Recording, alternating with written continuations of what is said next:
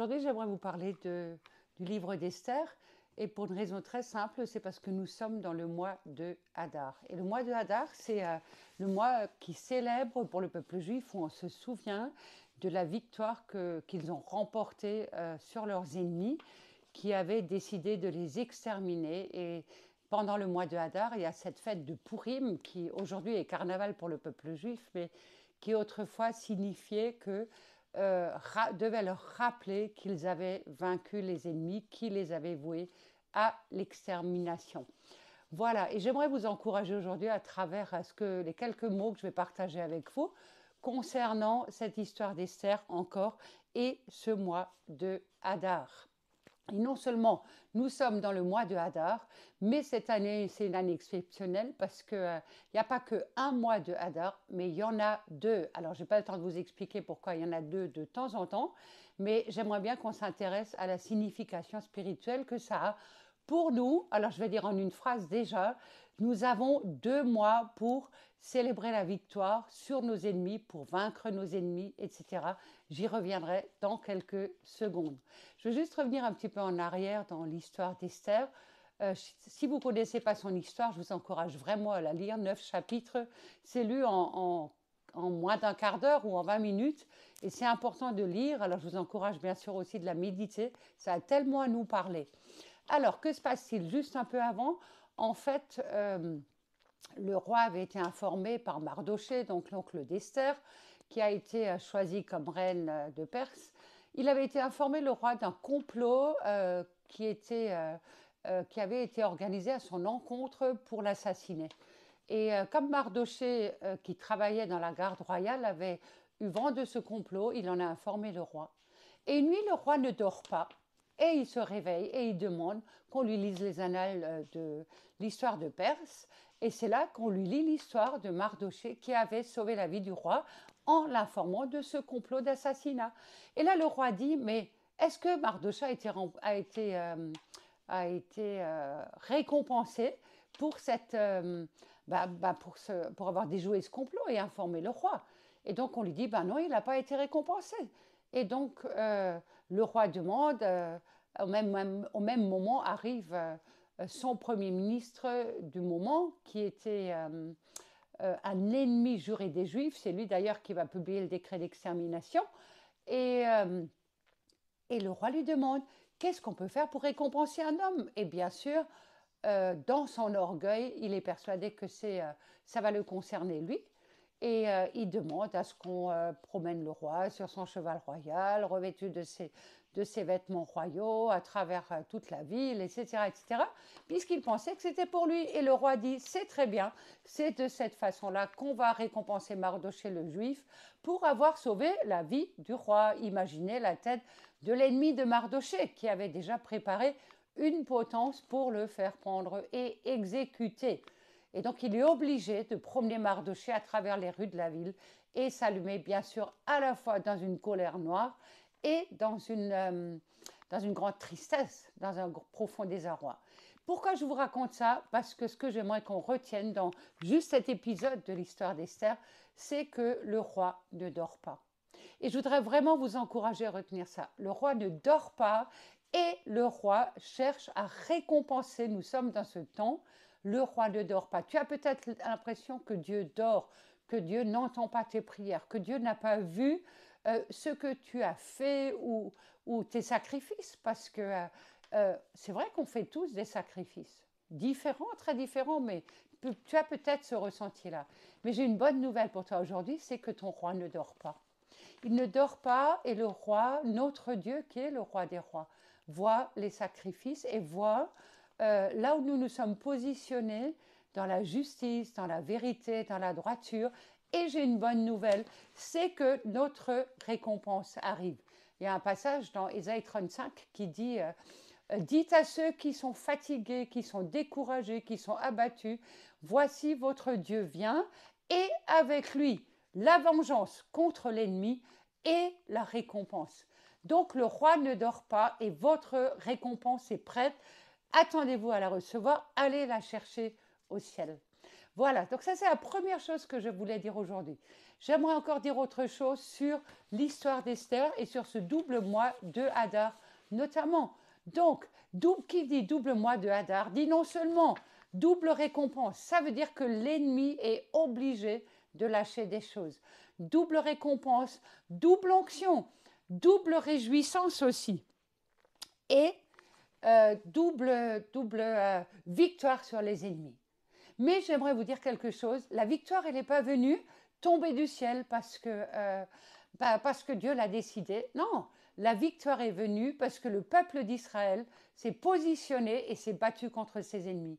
Et mes amis, je nous rappelle que nous sommes dans un temps de guerre. Le monde est en guerre, on le voit partout autour de nous. La Russie, l'Ukraine, en Israël, avec la Palestine, c'est compliqué. Le monde est en guerre, c'est vrai. Mais il y a aussi une guerre spirituelle qui est à l'origine de tout ce qui se passe dans le monde finalement. Et il y a aussi une guerre spirituelle qui se joue pour nos bien-aimés, pour nos familles, pour ceux de notre environnement, pour ceux de nos villes et de nos villages. Il y a une vraie guerre spirituelle parce qu'il y a un enjeu énorme. L'enjeu, c'est cette moisson d'âme que Dieu veut qu'il soit rentré avant le retour de Jésus. Et là, il y a une guerre à mener. C'est pas le temps de dormir, c'est pas le temps de baisser les bras, c'est pas le temps de se décourager, de regarder à ce qui se passe dans le monde.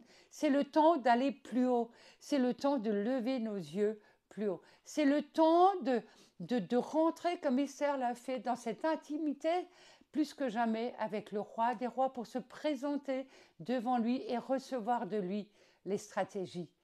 Quelle stratégie il veut nous donner, quelle stratégie il veut te donner pour prier pour ta famille, pour les tiens, pour ta ville ou ton village, pour ton territoire, pour ta nation, peut-être pour d'autres nations.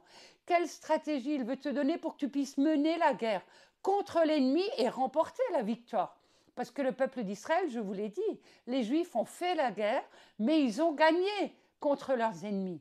Et c'est pour ça qu'ils vont fêter cette fête de Pourim, où ils vont se réjouir de la victoire que le Dieu de la Bible, que Yahvé leur a accordée. Et je voudrais vraiment nous encourager à lever nos têtes, à garder l'espérance, à aller plus haut et à nous tenir devant lui dans la louange, dans l'adoration et dans l'intercession. C'est ça le rôle du sacrificateur en fait. Je nous rappelle, c'est ce que dit la Bible, nous sommes des sacrificateurs, des rois et des reines, comme Esther l'a été avec Mardoché. Et nous sommes des sacrificateurs pour Dieu notre Père. Et le souverain sacrificateur parfait, qui est Jésus-Christ, c'est lui qui est notre modèle. Et c'est lui qui est allé jusqu'au bout, qui a offert sa vie en sacrifice. Pour quelle raison? C'était pour révéler l'amour du Père. Et c'est ce que le Père cherche sur la terre aujourd'hui, c'est des femmes et des hommes qui sont prêts à payer ce prix et à se tenir devant lui, dans la louange, dans l'adoration, dans ce cœur à cœur, dans cette intimité avec lui, pour chercher son cœur, recevoir ses stratégies, recevoir les secrets qu'il veut nous révéler. Je crois que c'est important qu'on se rende compte qu'il est temps de sortir de nos anciens sentiers battus. Il y a des choses nouvelles qui sont préparées pour nous, pour l'Église de Jésus-Christ. Il y a des sentiers nouveaux, des chemins nouveaux, des manières de faire nouvelles, des stratégies nouvelles qu'il veut nous donner parce que le temps presse, le temps est court et Dieu veut sauver encore plus que jamais. Parce que le cœur du Père, c'est qu'aucun ne se perde.